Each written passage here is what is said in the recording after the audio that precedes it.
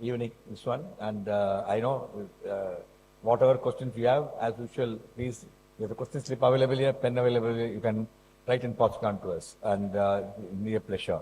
So before I call upon the distinguished speakers to take their place, let me tell you what's happening in MMA next few days. On the 12th of November is the next event, Policing in the 21st Century. We have Mr. Vijay Kumar IPS, former DGP of CRPF and advisor to Home Ministry, is going to be coming and talking to us. It's again a evening event happening in person. Then on 18th November, we got Mr. Anil Kumar, Strategy Management and Innovation in Business. He's come from US and Booth School of Business, and very well learned person. Is happening on 18th of November. He's also found Jodi365.com in India and a good entrepreneur. On 25th November, we have Read and Grow series, Deep Work Rules for Focus and Success in Distracted World by Shankita Sumesh Shankaran. We got another 3 outstanding panel along with them. Then Wednesday 27th, we have Emerging Technologies in Defense. I think this month is almost technology oriented. And this person, again, one of the finest person in the area of technology, Dr. Satish Reddy, is a scientific advisor to Raksha Mandri, Ministry of Defense, and also former head of chairman of DRDO. He is going to be coming here on 27th of November. On Thursday, 12th December, we have 6th R.K. Swami Endowment Lecture is happening on 12th of December. Then first week, we also planning KCG Varghese Endowment Lecture. We have another great speaker. I'll be announcing it shortly. Then 24th, again, end of the month, we will be having Narayanan Memorial Endowment Lecture. We're also in the middle of November planning a CFO conclave, where we are bringing in some very outstanding speakers to discuss so many issues which are affecting the organizations, which is relevant to CFO. CFO is a very, very important role to play in the organization. So coming to today's event, Navigating the Future, how tech innovations are shaping the next decade. In fact, I had the privilege of meeting Mr. Mahesh Ramachandran in a public function, and where Mr. Ramkumar also there, and over a glass of tea, wine or juice, we decided let's do this event at MMA. Ladies and gentlemen, put your hand together to welcome the distinguished panel for this evening. Mr. Ramkumar, past president MMA, independent director, angel investor, mentor. Mr. Chandu Nair, entrepreneur, advisor and facilitator. And the speaker for this evening, Mahesh Ramachandran, founder, chief mentor of Tech Innovation. May I request you please take your place on the dais.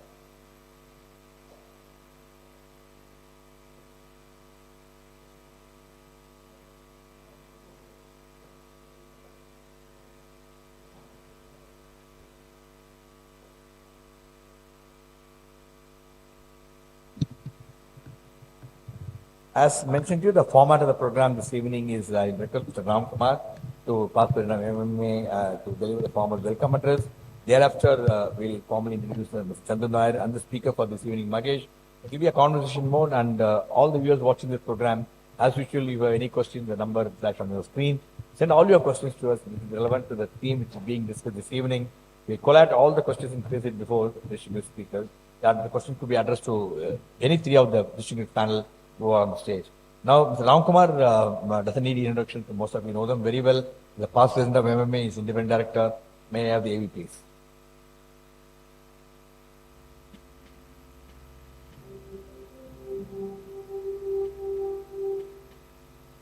Mr. L. Ramkumar, an IIM Ahmedabad alumnus, has 4 decades of leadership experience across the bicycles, automotive, engineering, telecom, and polymer sectors. Formerly the Managing Director of Tube Investments of India Limited, Mr. Ramkumar has also held key roles at Fenner India, Sterlite Optical Technologies, and TI Cycles. Currently, he serves as an independent director on the boards of Shanthi Gears and Igarashi Motors.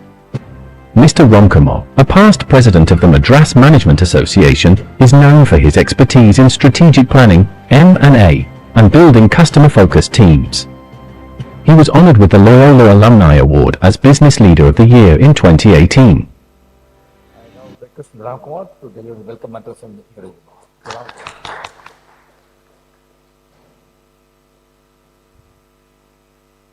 Mali, President of MMA, the members, distinguished members of MMA, the invitees, Mahesh and Chandu, and members online. Ladies and gentlemen, a very good evening to all of you. It's always a pleasure to be here at MMA, which is growing from strength to strength. Today we are the largest management association with 8,000 members, 10 chapters, And I think virtually we have 3 to 4 programs every week, because I get all the invites from Vijay. And I think one of the very important things which all of you might have noted or not, which is commendable, is COVID was turned into a fantastic opportunity by the MMA committee and Vijay Kumar. And they actually took it to the next level in terms of the programs, the participation, and getting people online and upgrading the technology and all that.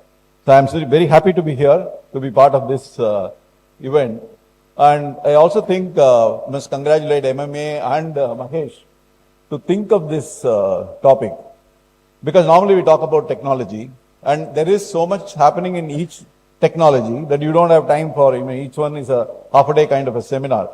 So, but it's a very good attempt to tell us in a very nutshell the key things like, we're talking about biotechnology and AI, as well as renewable energy and a few other things. Very quick snapshot of what's happening, how should industry look at it, how should we look at it as individuals, and how do we go about implementing this. These things are happening at a very fast pace. So I think there is always a choice. Which ones you should adopt and how should you go about it? Because in organizations, there's always a change management or a transformational management, which is not easy. You can't have so many changes happening all the time. But that's become the order of the day. So I'm sure with the kind of knowledge and experience Mahesh has got, we're going to get some insights into how companies do this. And most importantly now, everything about technology is all not good. There's also the other side of technology. No, we know that most of Europe is using nuclear power, right? But there is always a danger if you use nuclear energy, it can go the other way. We have seen the kind of devastation that has happened all over the world. So I think there needs to be some checks and balances by the regulators, by the industry, and also the society. So I think this is an aspect also which Mahesh would cover. I'm extremely happy I'm sharing this stage with my friends from the Chennai Angels Network. They are very active members in terms of their investment and also mentorship. Mahesh has got a lot of hands-on experience and he has mentored many companies in this area. So we are going to be the beneficiary.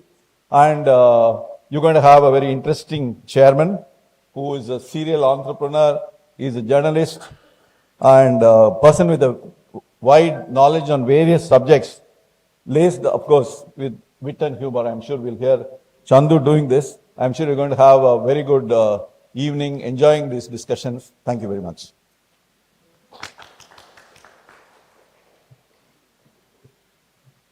Thank you, Mr. Ramkumar, for delivering the welcome letters and also setting the context. As I mentioned to you, we have distinguished speakers for this evening, Mr. Mahesh Ramachandran, and the topic is very, very interesting, as Mr. Ramkumar said, navigating the future.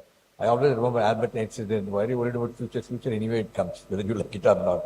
So that is the reason, when it comes, better to worry nowadays because so much is happening today. And they also said the best way to lead into the future is to create it. Somebody said to invent it. But we have got the speaker who want to share fantastic insight because I know Chandru Nair, I walk miles to listen to him because very, very thoroughly prepared. But today I had another very interesting input I got after seeing Mr. Mahesh Ramachandran. So meticulous, so prepared, so well. No wonder he's one of the most sought after speakers in this subject. Now let me have the privilege of introducing both the speaker and the chairman for this evening. And may I have the AV of Mr. Mahesh Ramachandran, please.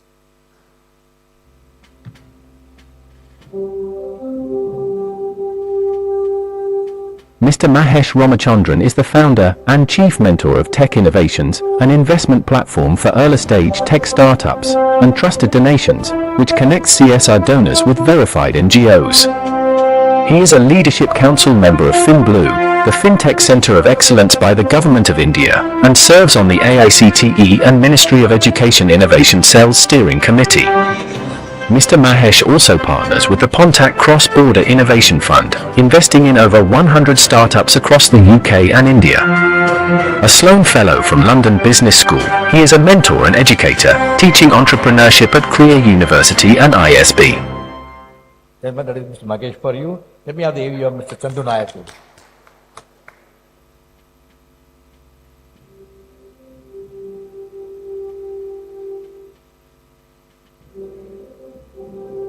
Mr. Mr. Chandu Nayar is an entrepreneur, advisor, and facilitator supporting commercial and social impact ventures with a focus on cross-border tech M&A. Mr. Chandu is an advisor to healthcare and social impact funds, an independent director at Shankara Building Products Limited, and serves on the executive committee of the Chennai Angels. A co-founder of Scope E-Knowledge Center, he has extensive expertise in KPO and IT-enabled services. Chandu also teaches at leading business schools and regularly writes on startups and entrepreneurship. Thank you. And this was the technology for the future. The MMA team use AI everywhere and get create everything, so I don't disappoint them. It reduces my job quite substantially. You just show the AV and comes out very well. You are able to understand about the speaker very well. And now I request Mr. Chandu Nayar to chairman of the session to take it forward.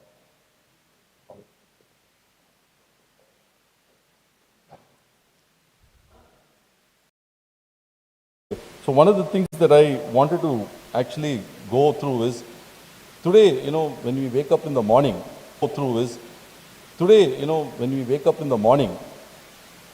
think even before we open our eyes, we touch something called this. I think this particular device probably receives more tender loving care than our spouse or our children. Probably the dog may come second after this. So this is how technology has impacted our life. My wife has so many times told me that, I think if you don't have this phone, you might be dead. But you will not miss me as much as you miss this phone. So I said, it's a very tough question you're posing.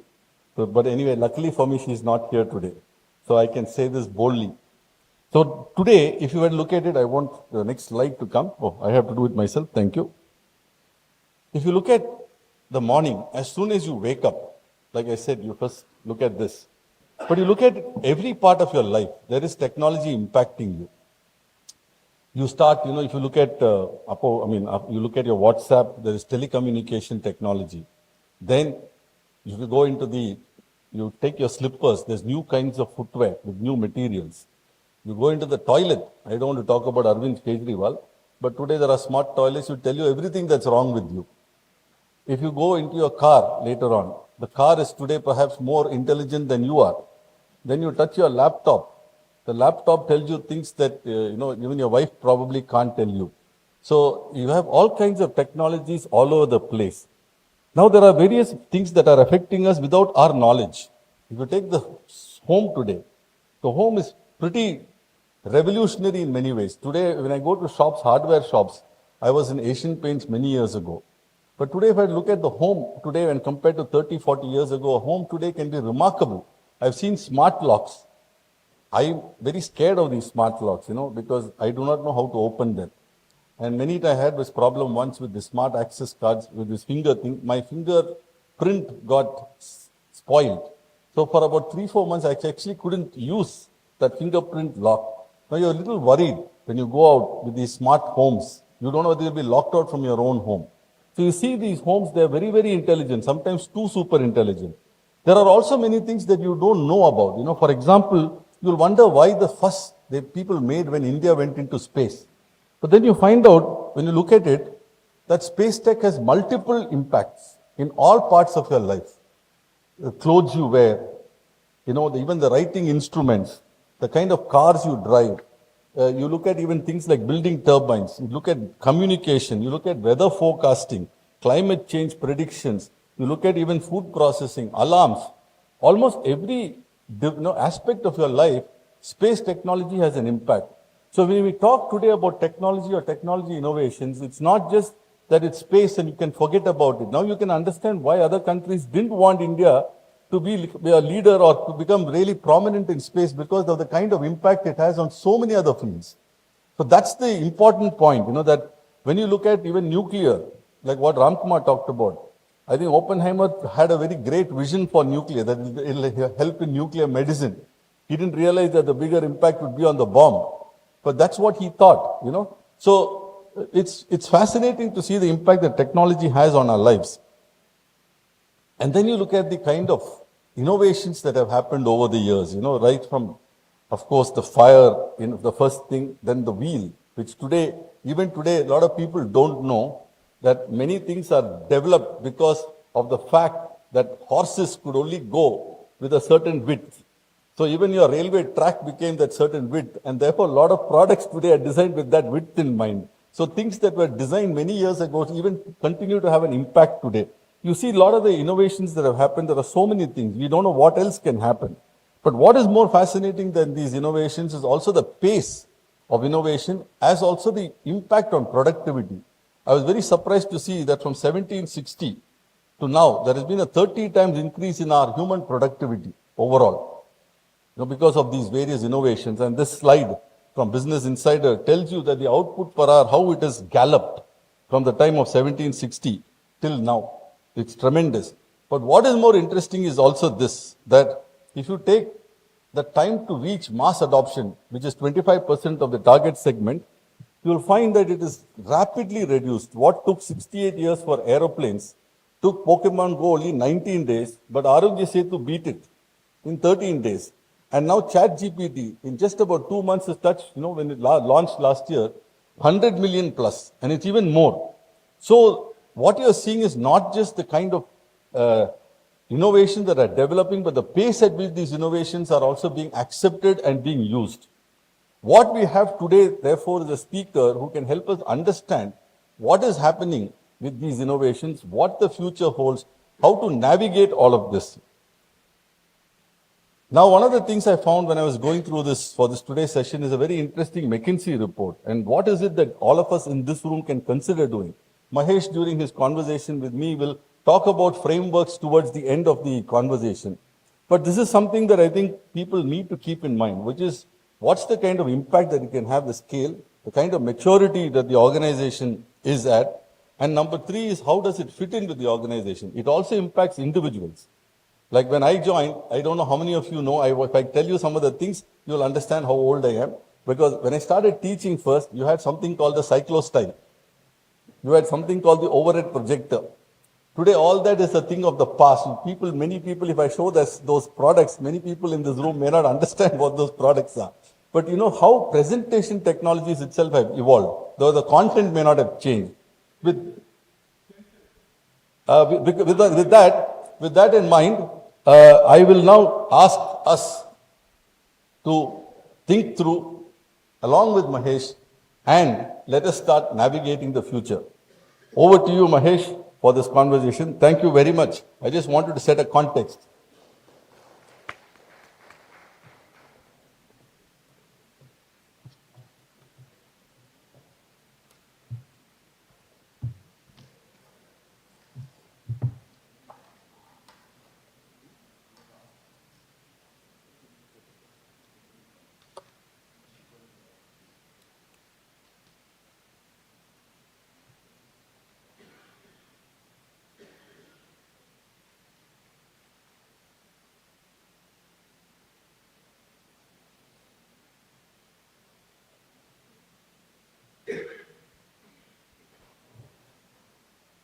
Good evening. Thank you, Chandu, for so nicely setting the context. I think the context was set so nicely that I could actually continue from what Chandu started to elaborate on.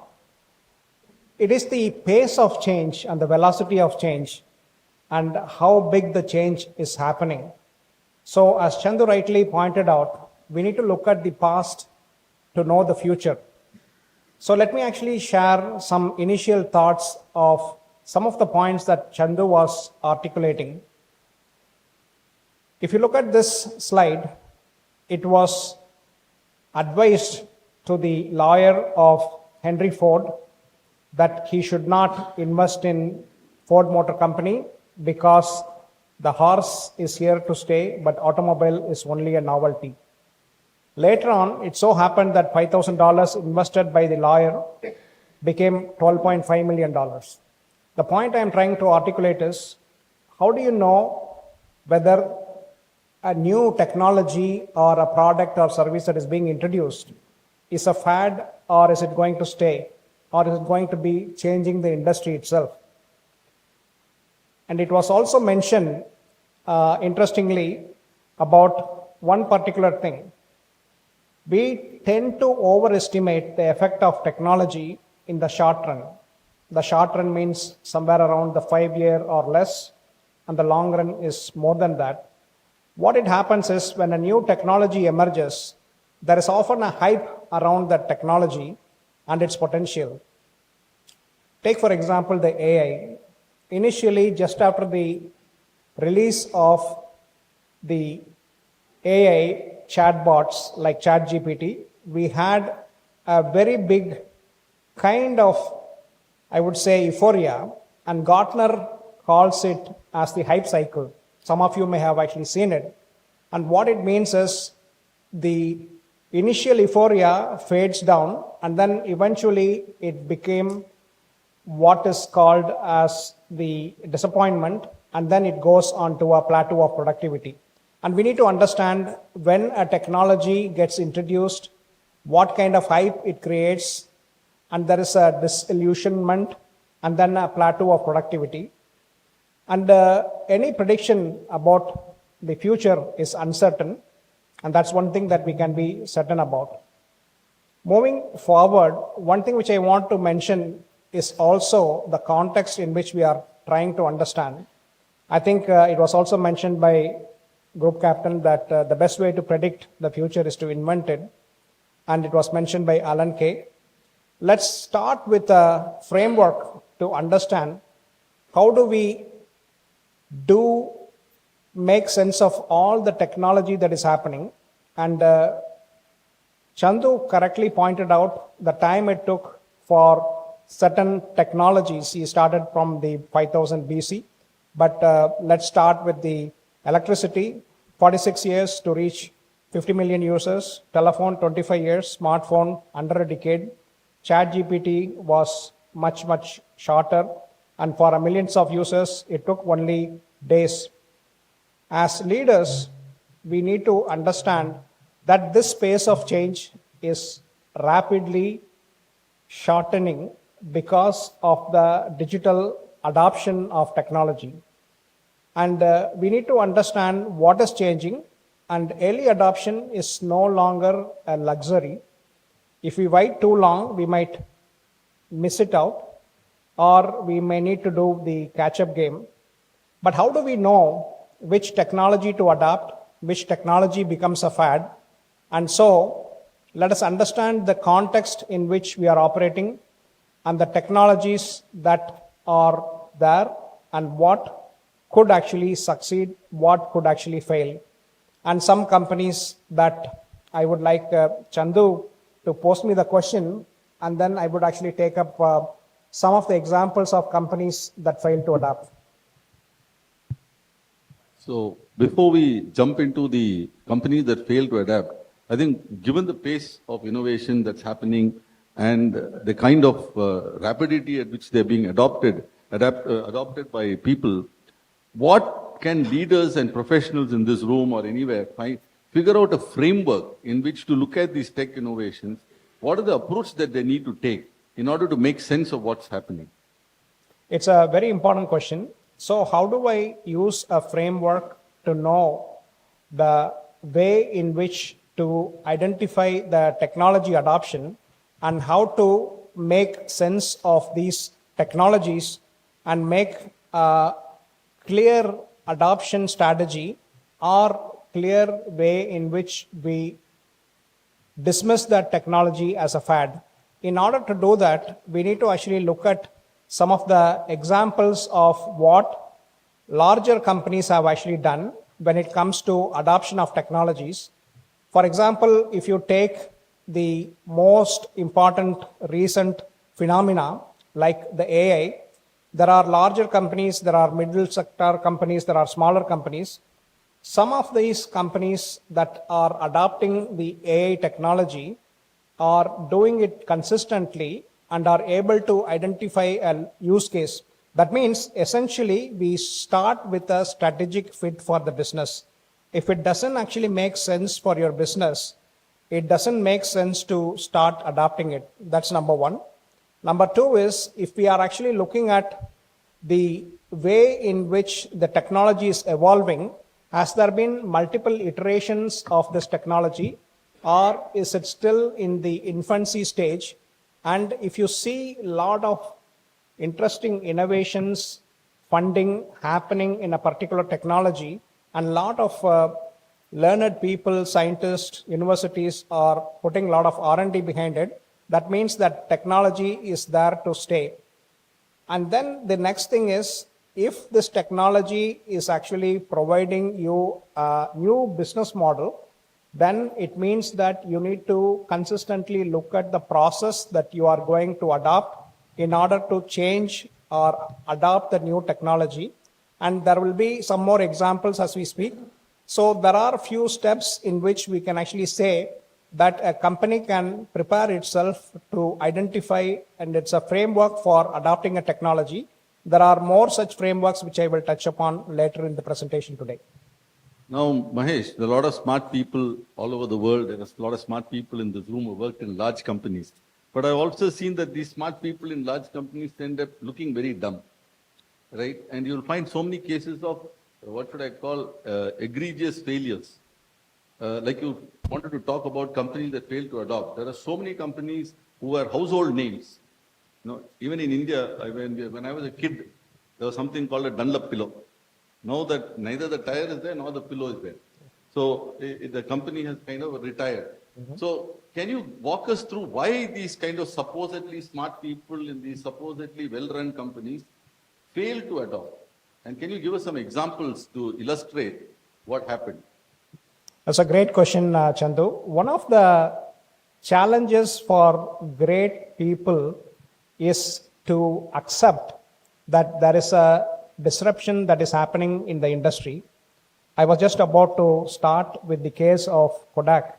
What happened in the case of Kodak, ironically, is that Kodak was once the dominant player in the photography industry, inventing the first digital camera in 1975.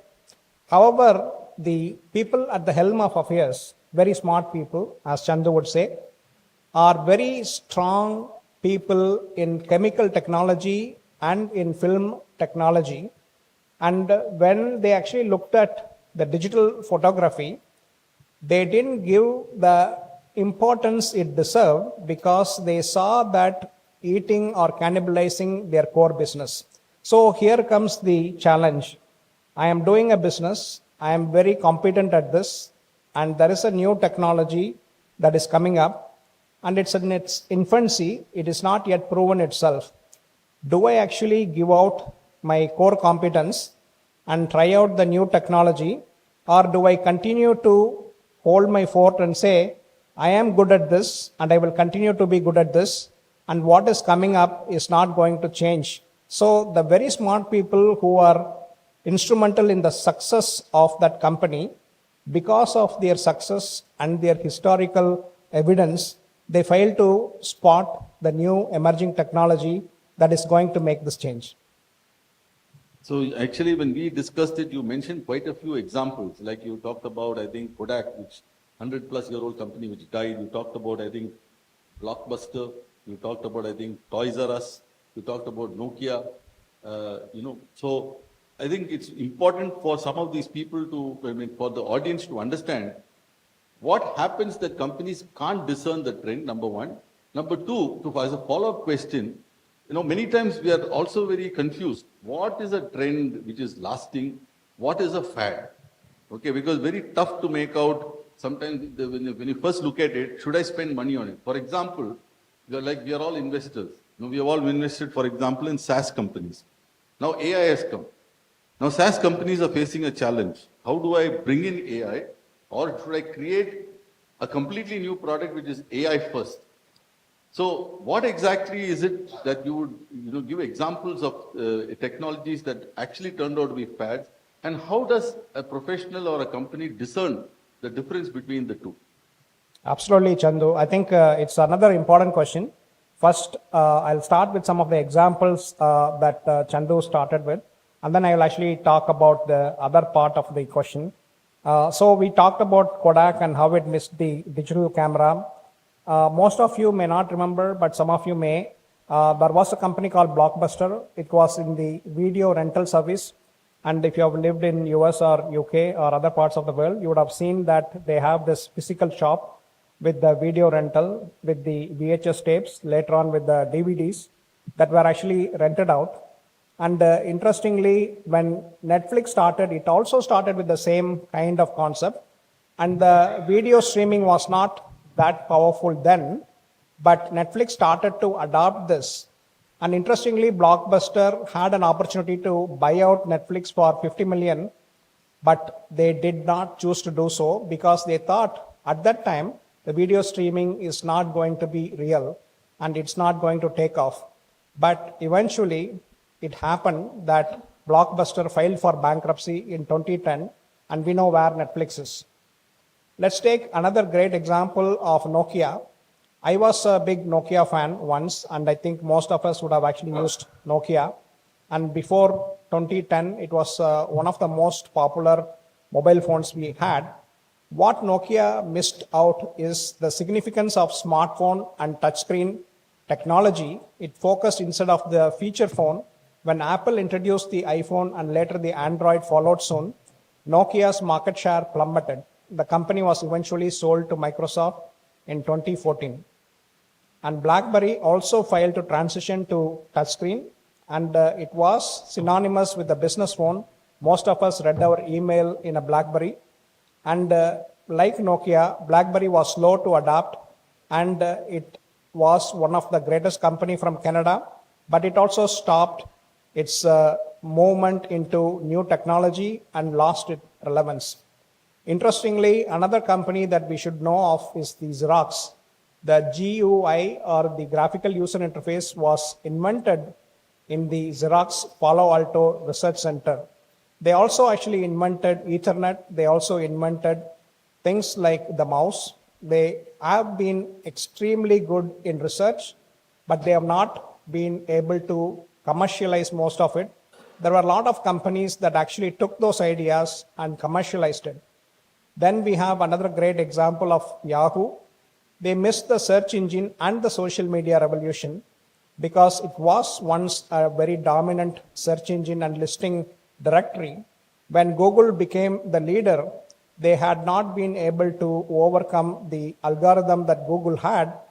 Additionally, Yahoo had the chance to acquire both Google and Facebook in their early days, but passed the opportunities. As a result, eventually Yahoo got sold to Verizon in 2017. Polaroid is another example that missed the digital photography. Sears is another great brand that was very prominent in US. It was one of the largest retailer, but failed to adapt to the changing consumer preference and online commerce. MySpace, if you are old enough to remember, was the precursor for the social media. It also failed to compete as Facebook grew. Its simpler user interface and adoption was much more powerful. Then we have more examples of Toys R Us, which had brick and mortar stores. One of the difficult decisions they had to take was to give their online retailing to Amazon, which cannibalized that company, and it filed for bankruptcy. Now, it's interesting to see that great companies like this had the opportunity to pivot, did not pivot for whatever reason, and that's the next thing that we are actually going to see. And I will just touch upon one more topic because it's easy to see some of the great technologies, but it's important to understand that not all great technologies are going to be adopted, because let's take a look at, for example, the 3D television. In fact, in 2010, it was actually quite popular. Sony, Samsung, many other companies introduced the 3D television. The hype was that it is going to be the way that the television will be watched. They actually had the 3D glasses, but the reality is there was no 3D content that was available. And finally, this thing fizzled out. Another example is the Google Glass, which had a big hype that it's going to change the way that we are going to use the internet. It had the voice search capability. The glass had the display to see the answers that was asked, questions that were asked were answered through this. The reality was it faced privacy concerns, and the cost was about $1,500. It fizzled out. It had a minimal application in the industrial usage, but never gained consumer adoption. And there is one interesting thing that had come up called mini disc. When things moved from VHS to the model kind of in the disc shape, the CD was popular, but the CD had the opportunity to get the songs recorded. Then we had the ability to stream it as an MP3, but in between the songs were actually distributed through mini disc. But the reality was that it never caught up because the cost and the rise of MP3 players, iPod, etc., made it irrelevant. And the other one which I want to just touch upon is Segway. You might have actually seen in some of the movies. It was supposed to have actually changed the urban mobility, and it was supposed to have replacement for cars for short distances. But the reality was it didn't take off because of the expense, impractical, and safety concerns. And the final situation is the Segway ended and closed the factory in 2020. The other one I think most of you may not have seen this is called the Second Life. It is the precursor to the interesting concept that erstwhile Facebook started called Meta. Meta is the metaverse or alternate universe that was supposed to have actually taken us to a virtual world. And many of this hype didn't exist today because the examples were interesting, but that's not the world that the mass consumer wanted to adopt. And this is an example of many technologies that were actually coming to disrupt the existing people. Then there were actually technologies that actually failed or fizzled out.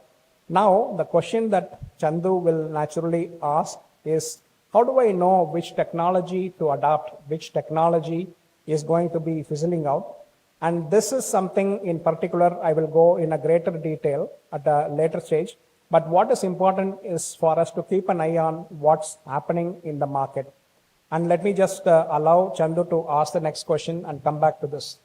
Okay, now one of the things that Ram and I were just talking is, okay, there are companies who didn't adopt, like you said. But there are also equally, I'll just probably touch upon a couple of them. If you look at Microsoft or you look at Amazon, Amazon started off as an online bookseller.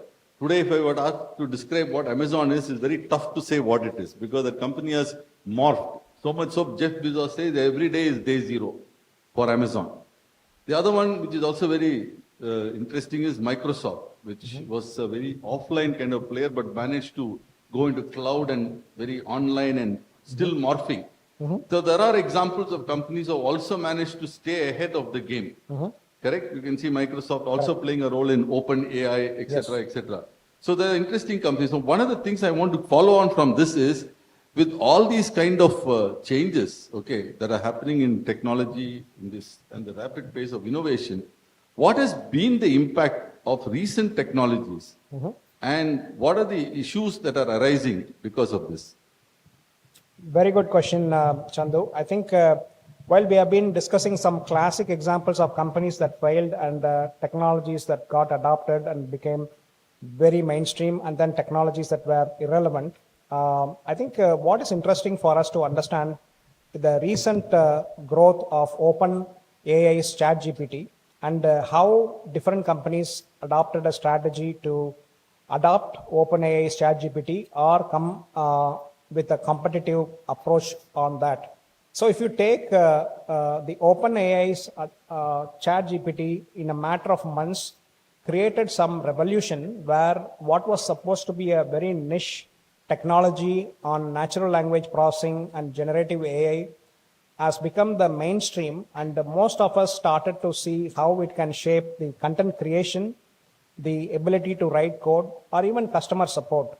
For years, we never thought a major alternative to Google can exist as a search engine. I recently have moved to a different mode of searching.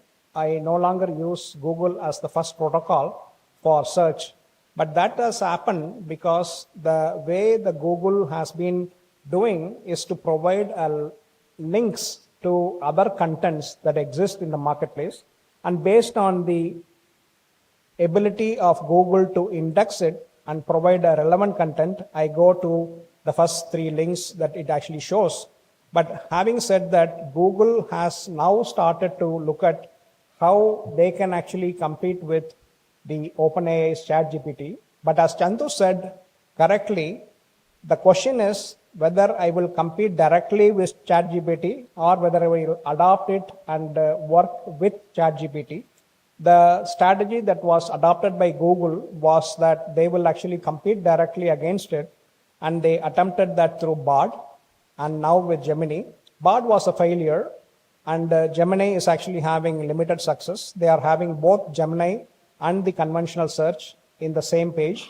But if you see Microsoft, it was very quick to integrate ChatGPT, placing them ahead of the curve, and they also made a substantial investment. And this means that Microsoft has, amongst other things, placed its bet on an emerging technology that now has made Bing a popular search engine because ChatGPT's technology got integrated with Bing.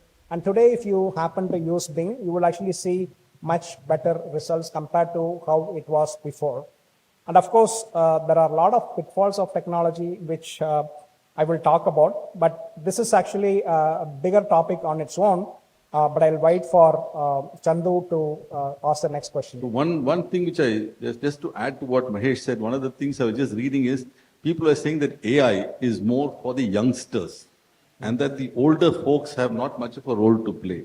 But in reality, if you look at it, today AI, actually, there are only few companies who build these LLMs, the large language models and the underlying, the data sets on which they are based. But the real value comes from the prompts that are given. And now they've seen that the quality prompts are not from youngsters. It is actually from the most seasoned pros who have domain expertise, who have experience. It's like, it's like the plumber comes to a house in the US and, what the house owner cannot find out where the leak is and, he tries for half an hour. The plumber comes and sorts it out in 1 minute. And then he charges $100. So this guy said, you took 1 minute, why are you charging $100? He says, because I know where to tap.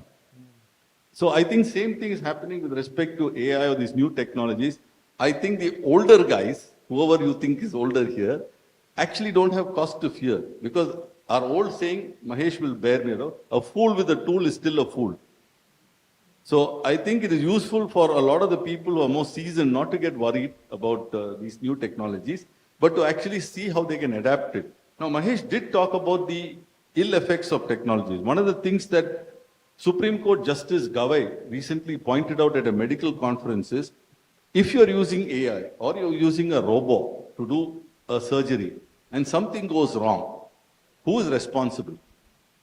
Who faces the damage? Who faces damages? Who is actually going to be held accountable? Recently, there was an incident of a young 14-year-old boy.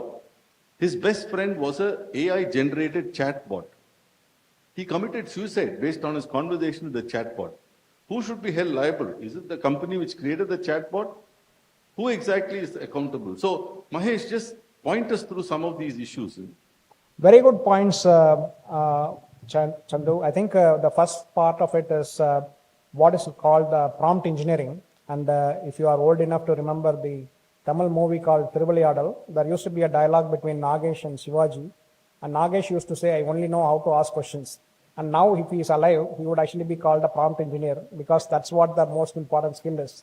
Today, if you actually go to Coursera or Udemy, you will find very interesting courses. I would encourage you if you have not actually done that. And Coursera is of course free unless you want a certificate about prompt engineering. I will deeply encourage you to do it because the answer from any of these LLM models, including ChatGPT, Perplexity, etc., the answer you get highly depends on how you phrase the question. So if you phrase the question more specifically, more accurate, then the answer that it generates will be more appropriate. And the broader the questions, the very vague the answer is. And also, I think Chandu touched upon topic on some of the governance issues related to the AI. And one of the challenges in AI is something called hallucination. And I don't know what kind of weed it smokes, but it can give you answers which it doesn't exist because it does actually generate a content If you ask it to generate a content for a movie, it might do, but it will also generate a fictitious reply to a question that you are asking. So be wary of this. I think there are multiple risks in the governance side of AI. Data privacy is one big risk, and AI bias, and that was also highlighted in Chandu's example. And there is going to be job displacement. How do we actually manage that? And there is going to be issues related to transparency, how the decision was taken, and accountability. Who is held responsible, as Chandu is rightly asking. There are many parameters, and I think it's a big topic, but in ISACA, the organization that actually brings in governance in many of these things, I had a discussion, and one of the most important thing is to build the AI framework that has ethical things built into it, and it will not actually give an answer that is incorrect or has been hallucinating or is very much biased. And the other thing is, if you are building a AI strategy, it must align with the business strategy. Otherwise, it doesn't actually make sense to just build that for the sake of technology. And transparency, which is how did it arrive at this decision. So explainable AI is one of the important things that is coming up now. And there is the ChatGPT, which has come up with a new version where it will explain the decision it took and why it took what it took. The accountability, in short, lies, for example, I'll take a simpler example. A bank is actually denied a loan to a person because the person who applied for a loan had incorrect information in the database. It is going to be enforced that the bank will need to give explanation if it is being taken through an AI system as to why that loan was denied. And now it is becoming a black box now. Or another example is if someone is applying for a job and they are denied the interview, the ethical framework they are going to bring in, and there are ISO frameworks, which I'm not getting into the detail of it, which is going to say the reason why somebody is getting rejected at that stage has to be explained, especially if an AI is taking the decision to shortlist. In short, governance helps your AI from going rogue while helping you leverage it for strategic success. I think important to visualize this as a proper seat belt that you have in a car. You need to have a seat belt in a car that in case of something happens, you are actually protected, but it cannot actually stifle innovation. That's the other aspect of the governance that we need to take into consideration. But the questions are very important, Chandu. There are frameworks that are coming up, and there are going to be laws that are enacted here. Okay, now so far we've been, when we talk about technology, everybody looks only at digital, software, AI kind of thing. But are there other industries where there has been a tremendous change because of the impact of new technological innovations? Can you walk us through one or two industries there, both which are very tech and infrastructure heavy and those which are not so tech heavy in the past? Absolutely. I think let's take an example outside of some of this. I will actually start with some examples that we are very familiar with. If we actually take a well-known example in the industry like electric vehicle, we can actually see how the adoption of EV was made popular by Tesla. And similarly, there has been examples of other things that we see, which is like precision agriculture and also AI application in dairy. And this is not actually just for the AI sake, but it is more to do with how we actually look at the mainstream industry getting adoption of the technology, but for the greater good on things like agriculture, it could be for dairy farming. And there's a mixture of the information like the sensors that are actually put on the cattle, there are information that are collected, and this combined thing is actually bringing in a fantastic result out of technology. There's a company called in IIT incubated company, Stellabs. It is using IoT wearables and data analytics to improve milk production. I can go on and on. I think for the sake of time, I will probably confine myself here, but probably wait for other questions to come. And one more thing which I wanted to say is on the, if I may, Chandu, Please go ahead. is on the adoption of what is now called the ONDC, which are something the Indian government has been promoting. If you don't know what ONDC is, it stands for Open Network for Digital Commerce. It's a fascinating thing. So think of online marketplace like Amazon, etc. But instead of Amazons of the world becoming bigger and bigger, the government of India has put a framework called ONDC, which is now going to make it possible for small SMEs to also participate in the marketplace. And it's going to be a game changer for many of the small, medium companies to participate. It's not technology per se, but it's a framework for adoption of a marketplace by a lot of companies, including the Kirana stores and small retailers, to go digital. These are all part of what we call as the digital public infrastructure, and this can create a level playing field for empowering small businesses with the same tools as giants. Thank you, Mahesh. Just to follow on from what Mahesh said about Stellabs, I understand that even Arun Ice Cream, Ibaco specifically, they found that apparently 30% sometimes of ice creams get melted over because of lack of proper temperature maintenance.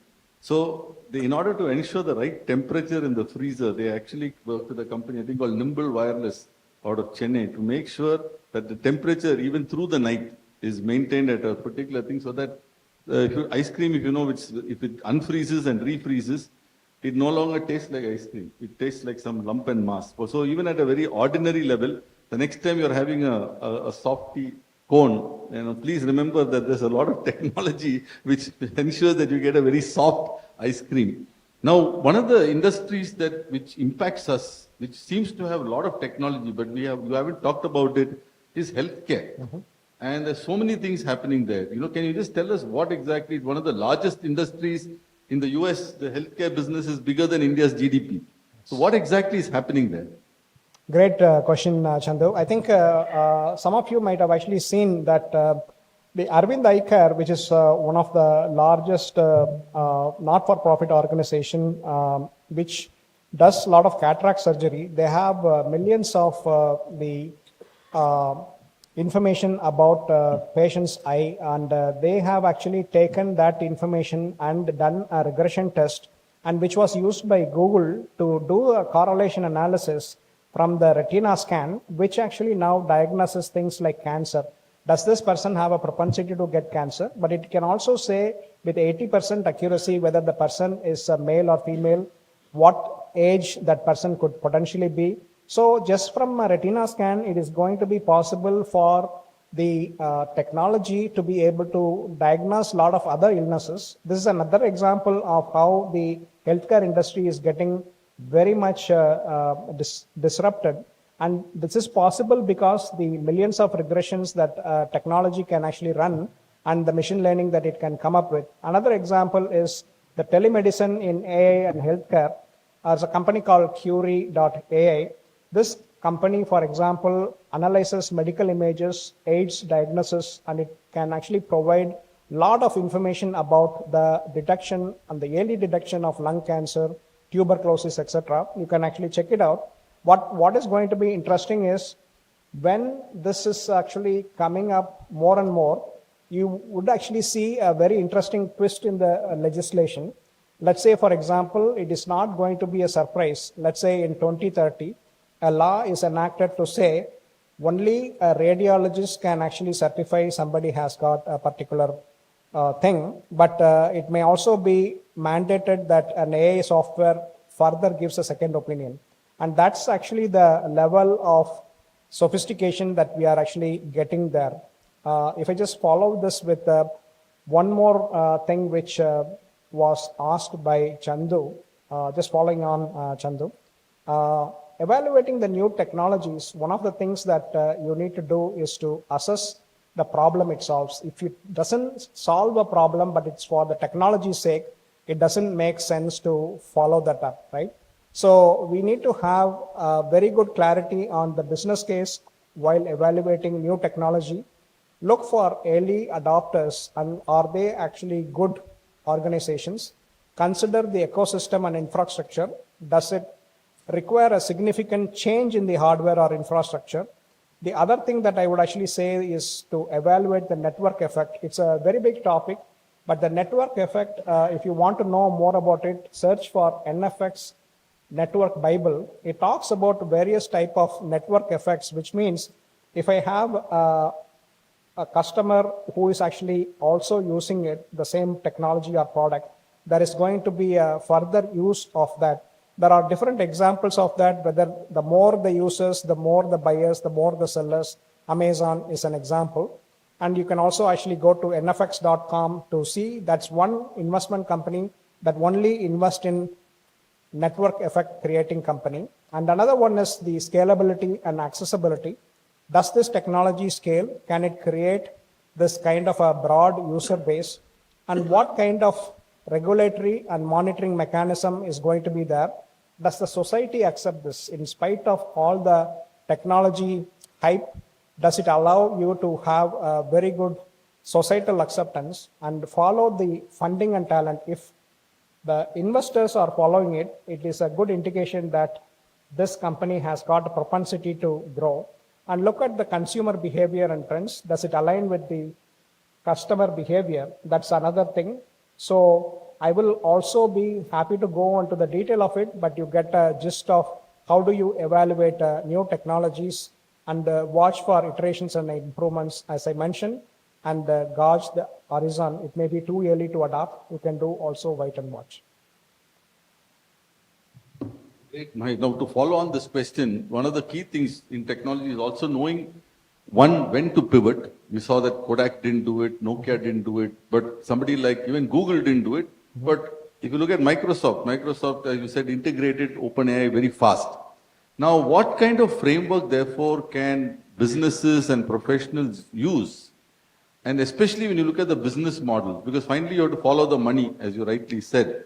What kind of framework can we use in order for us to evaluate, apart from evaluating the technologies, figure out when to pivot, when to change our business model? Because like we are seeing with SaaS companies, earlier print media companies who tried to go digital found that for 1 rupee in print media advertising, they were getting only 10 cents or 10 paise in digital advertising. SaaS companies are facing the same challenge when they move into an AI plus or an AI first model. How exactly can companies figure out a framework to successfully pivot? It's another important question, right? So how do I know when to pivot? And there's no easy answer, but let me give a framework that I have been following. So identify the signals for change. It could be the customer behavior shifts. It could be emerging technologies create new opportunities. The competitors are gaining ground, and that's another way to look at it. Then you look at the 3 Ps. The 3 Ps stand for performance, pain, and potential. The performance stands for access if your current business model can still deliver results given the new technology landscape. Are the customers having a pain that can be addressed by this new technology? Is there a potential opportunity for the technology to unlock new revenue stream? And the other one I would say is to embrace incremental shifts. Don't radically shift and stop what you are doing. Incrementally test it out and slowly pivot. In short, leaders need to think of their business models as temporary blueprints. So nothing is cast in stone. Be ready to tear it up when required, but do adoption in a slow fashion to be able to test this out. In short, what you're talking about is creative destruction by internally itself instead of waiting for external forces to start destroying you. Anyway, we have some audience questions. I'll leave it to Ram to ask some of those questions. Hi.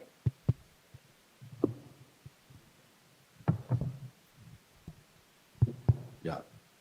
Mahesh, your talk has generated a lot of interest, going by the number and the quality of questions. There are 581 people who are participating now online as we are talking. And I'll start with the question. This gentleman actually has 3 questions, but some of them I'll make it simpler for the sake of time. Mr. Jairaj, GM retired from SAIL. His first question is about what Stephen Hawking said. Success in creating AI would be the biggest event.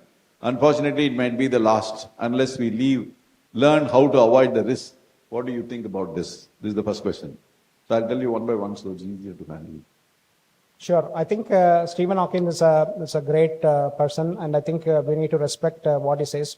Adoption of AI is actually a very interesting situation today.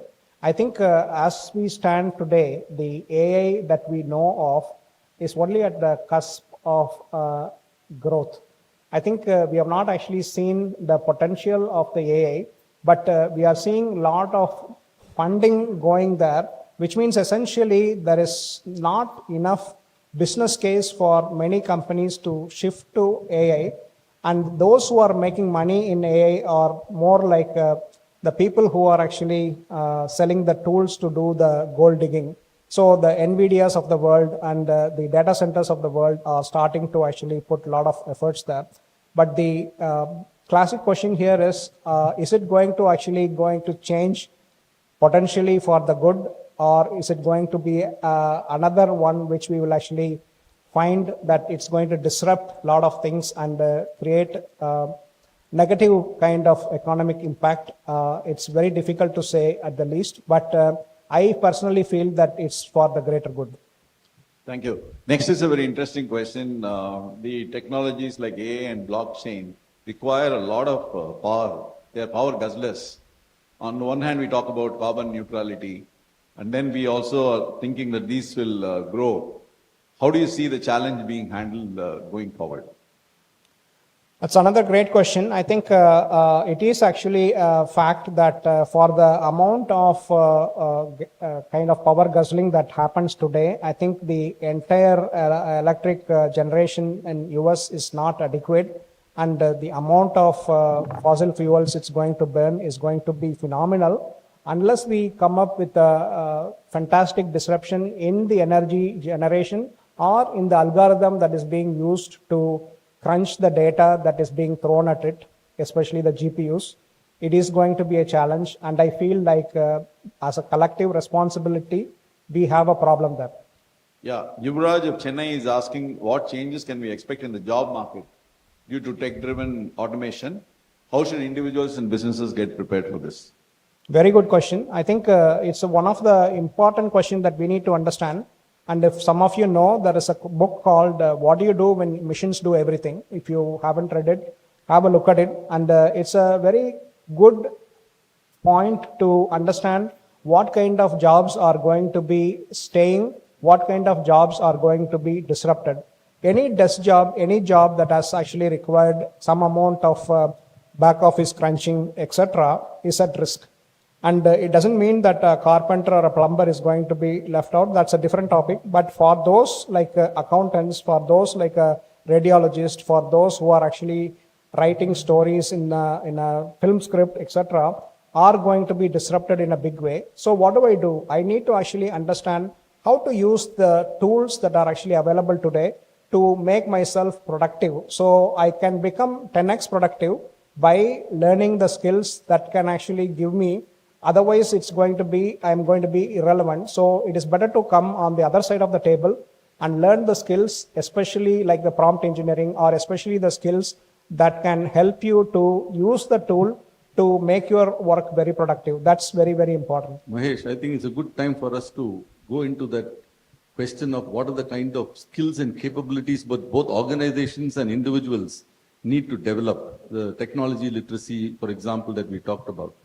Absolutely, Chandu. I think let me actually just talk about this appropriately. And I think building the future ready skills, one thing that we need to understand is it is very important for lifelong learning and adaptability. Constantly learn, constantly look at what actually the evolving strategies here, the ability to unlearn old methods and don't resist that I am actually been doing this like this and I'm not going to be displaced. Nobody is going to be like that. So it's better to understand what can this tool help you with. Leaders should create a culture where experimentation is encouraged and failure is seen as a stepping stone, not a step back. I think digital fluency, Chandu was mentioning to me before, you don't need to code, but you need to understand enough to evaluate. It's like driving. You don't need to build a car or know the mechanism, but you need to know the basics of it. And I think that data literacy is a very important thing. Whatever job you do, the ability to collect, slice data, analyze, and gain insights is a very important skill. And then the agility in decision making, it's called the digital fluency, but not just the computer, but all kinds of technology. And then your ability to make decision and shorter decision cycles, not a very long one. Start small, iterate fast, and refine along the way. Think minimum viable product, as Chandu will say to a startup. Emotional intelligence and resilience is another important thing. And with disruption comes uncertainty. Leaders must build trust within teams and stay resilient.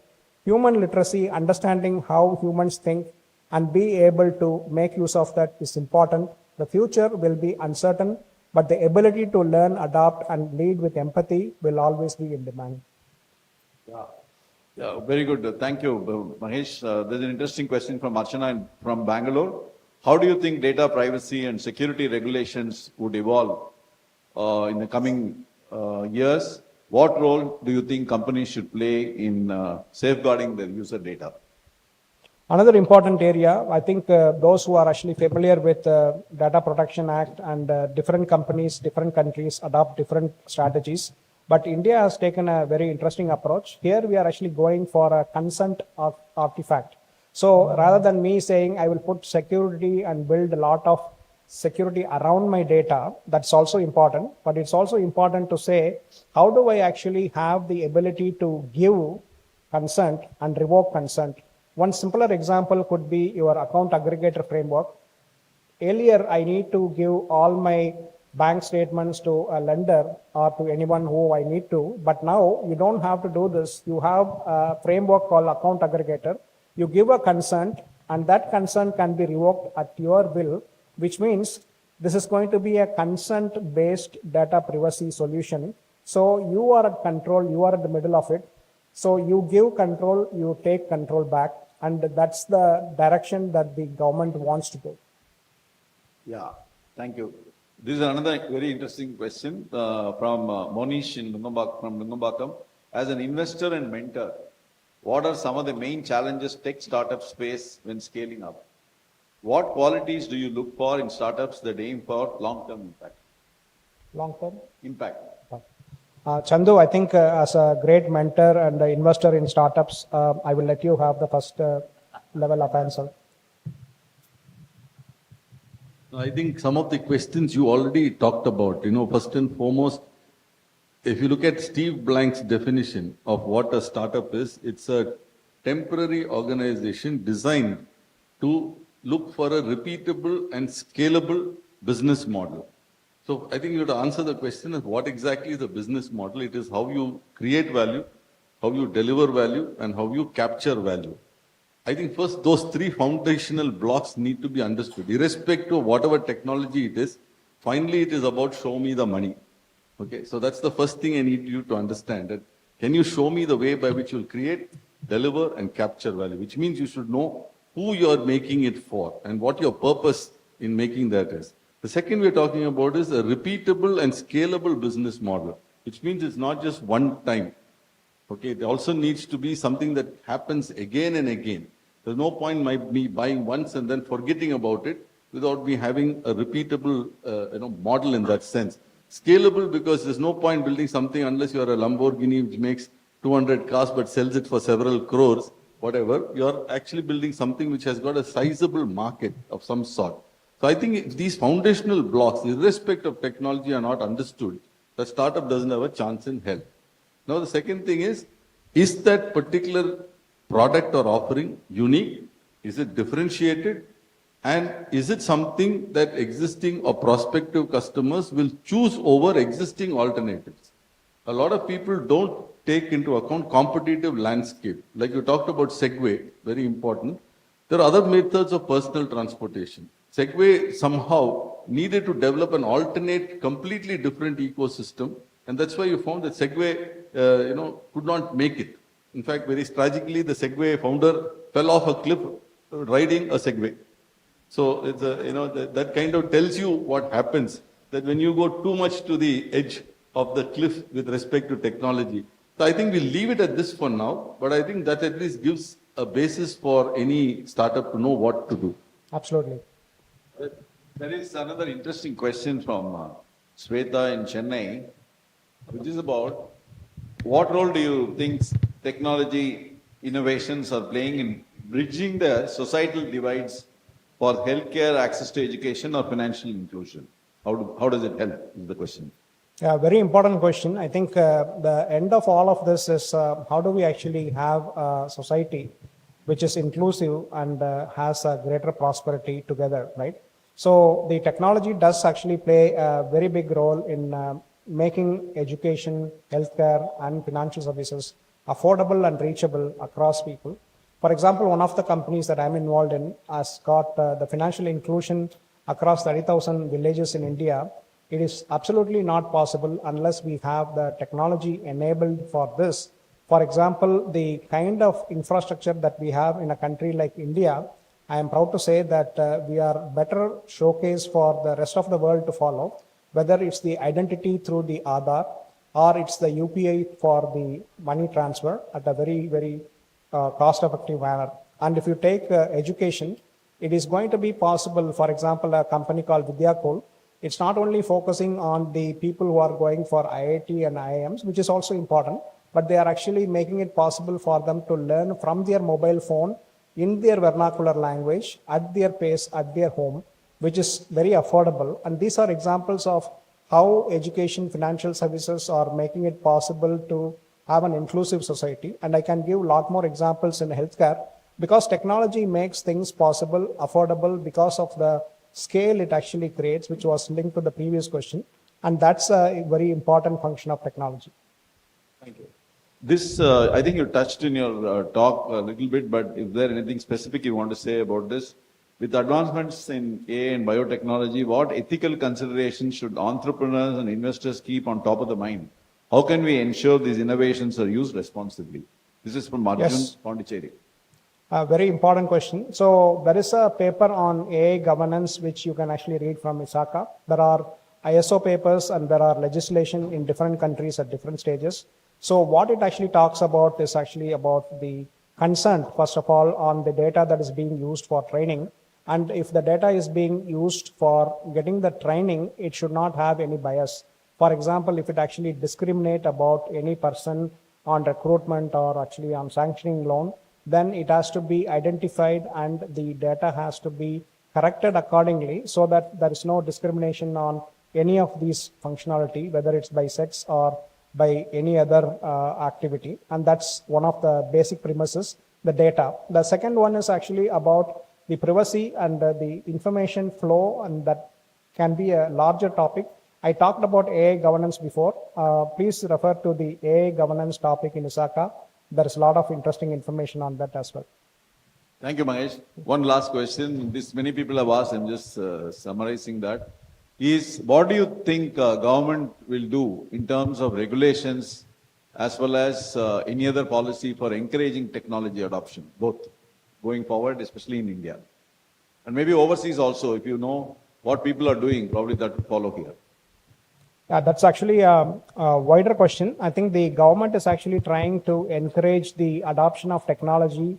For example, in India, MIT is the Department of Information Technology, which tries to provide access to technology for many organizations, not just the large organization, but also the small and medium organization. It also encourages any other technology that is being built by small and medium businesses to be provided to large firms, even like, for example, banks, for example, can use the startups technology without having to fulfill the criteria like a large balance sheet, etc. And the curriculum and the education should actually have more emphasis on how do you use technology. It doesn't have to be technical in nature, but the business benefits have to be propagated by the associations like what we are doing now, and also by many other organizations. So there's a lot to do, but we are doing and going in the right path.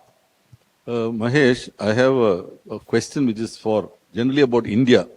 Now, India, one of the sad things about India is that we don't really innovate. Our expenditure on R&D by companies is among the lowest. It's only when you're pushed to a corner that we really are forced to do something special. For example, space.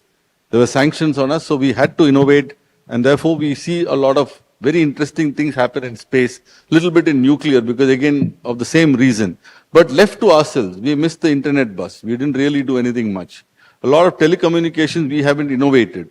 And if you look at Gen AI again, right now, China has gone far ahead. It's number one in patents.